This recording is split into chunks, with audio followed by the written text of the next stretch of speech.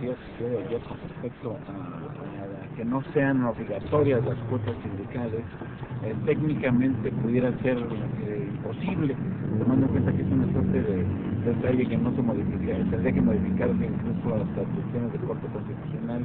¿Qué nos puede decir sobre el articulado? Porque eso fue lo que nos explicó Isaías González.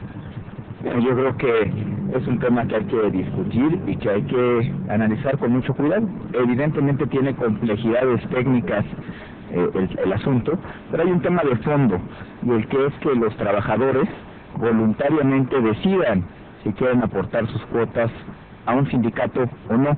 Me parece que eso es lo de fondo, y habrá que preguntarle a todos los trabajadores qué opinan de eso, si quieren que, sin preguntarles, sin pedirles cuentas, les quiten su cuota sindical, o que les pregunten y que voluntariamente hagan esa cesión de sus cuotas hacia el sindicato. Yo creo que eso es lo de fondo y vale la pena discutirlo.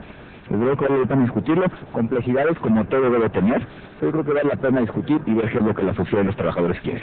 En paralelo nada más para una presión muy puntual, también se acaba de ofertar una conferencia de prensa en donde se dijo que si regresa a la Cámara de Origen con modificaciones, esto pudiera alargar, incluso dejarlo en la congeladora, si ya lo piden los diputados, sin mover para nada, porque finalmente ya se rompería con los 30 días naturales de la iniciativa preferente. Yo creo que la Cámara de Diputados ha mostrado una gran voluntad política, hizo un gran trabajo con la minuta que enviaron. Quedaron fuera temas que son muy relevantes y que vale la pena discutir, como el tema de la democracia sindical.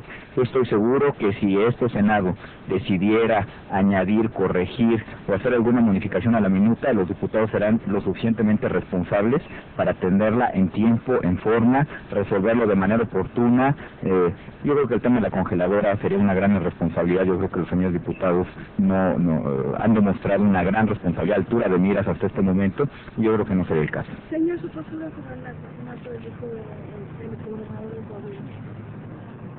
Antes que nada le mando un abrazo solidario a la familia Moreira.